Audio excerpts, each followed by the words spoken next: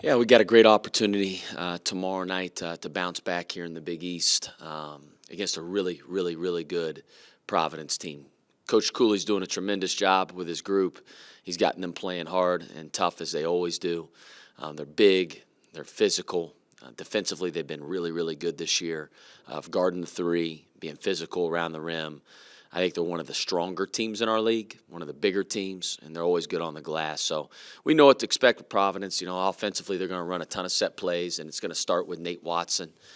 They post him a ton. He's one of the better big guys in our league and in the country. So we got to do a great job of limiting his touches throughout the game. Then on the defensive end, they're going to switch up defenses. They're going to play man-to-man. They're going to play 2-3 zone. They'll pick up a little bit of pressure, 1-2-2 press after free throws. So we can't let that lose our rhythm and lose our pace throughout the game. But ultimately, at the end of the day with Providence, it always comes down to it's a game of toughness. Who's going to win those 50-50 balls? Who's going to win the war on the glass? If we can do those things, we'll give ourselves an opportunity to get back on the winning side.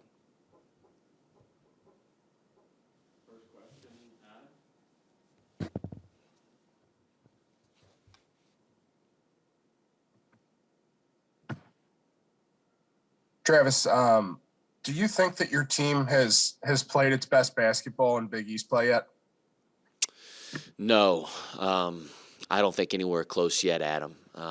Obviously, we've had some good moments. We've had some bad moments as well, including I thought against Marquette we didn't play very well, and I didn't think we played very well against DePaul, even though we won. I think sometimes people get caught up in wins and losses. I'm more focused on the quality of play on both ends, right? You want to put 40 minutes together. You want to be good defensively, be good offensively. Obviously, I feel like our group's always played hard. Regardless of the circumstances, our group's played really, really hard. We've competed every single night, but our execution level's got to be better. And on both ends, and specifically against Marquette, it was on offense, right? So, but I thought we're nowhere close to where we can be. We want to peak at the right time, but we also have an awareness. Listen, you just watch all the games across this league. I mean, it's crazy. You'll see a team win by 20 one night, and then the next night they lose by 25. It's like, dang, it's not the same team that you saw maybe 3 nights ago playing the same opponent potentially. And it's just, every team's good. Anybody can beat anybody on any given night. The difference between winning and losing is going to be very, very, very small in this league.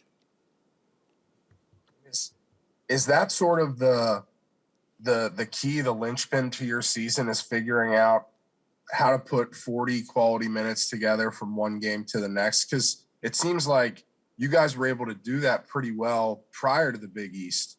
And based on what you just said about the Big East, it seems like, the games get a little bit harder. Teams know you a little bit better. And is that sort of the biggest thing for this team, is figuring out how to do that? I think so. And again, we haven't had really a game at them this year, even in non-conference, where I think everything's really hitting on all cylinders. I'm talking about offense, defense, personnel. We haven't gotten to that point yet. And listen, that's not necessarily a bad thing either. You don't want to peak too early. We got to get a heck of a lot better, but we need everybody to play their role and to play their star in their role as best as they possibly can. And then, again, it all comes down to that level of execution. We play hard every night. I would tell you in previous years that hasn't always been the case. I didn't feel like effort was sometimes always there.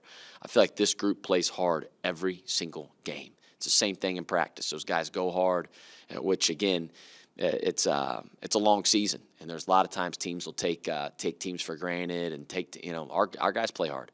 The execution's got to be better on the offensive side of the ball and the defensive side of the ball for us to be a really good team.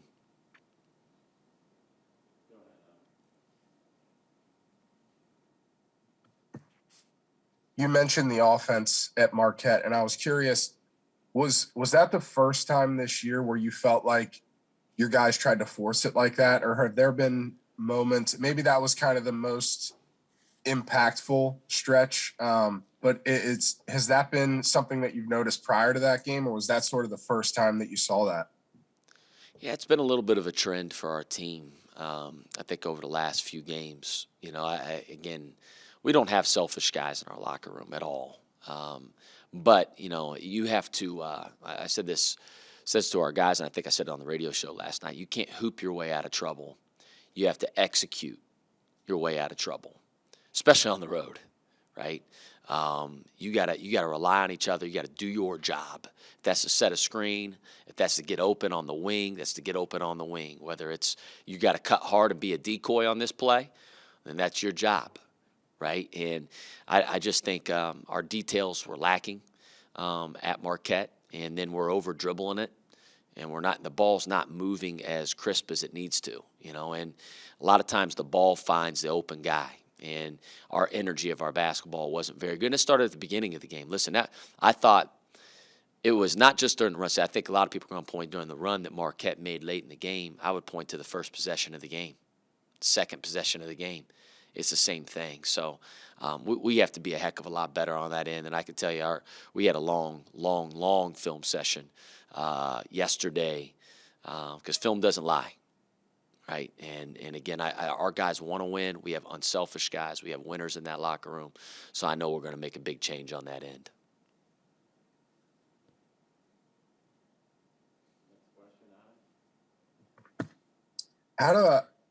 Is this just a little bit of a slump that Nate Johnson is in, or is there something beyond that you've noticed that's maybe led to him getting lost a little bit in the offense? Because since that Villanova game, he's maybe one bucket a game, 2 buckets a game. He's kind of struggled a little bit recently.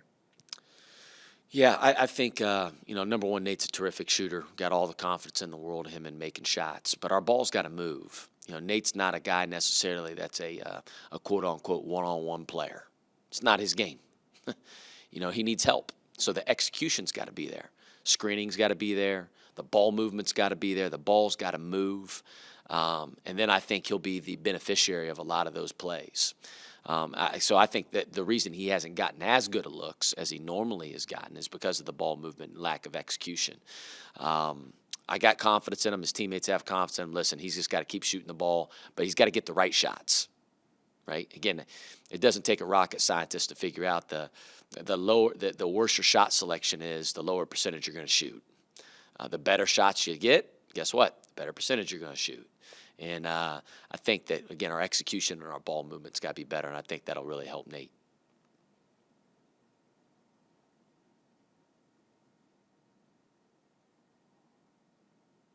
Any other questions, Coach?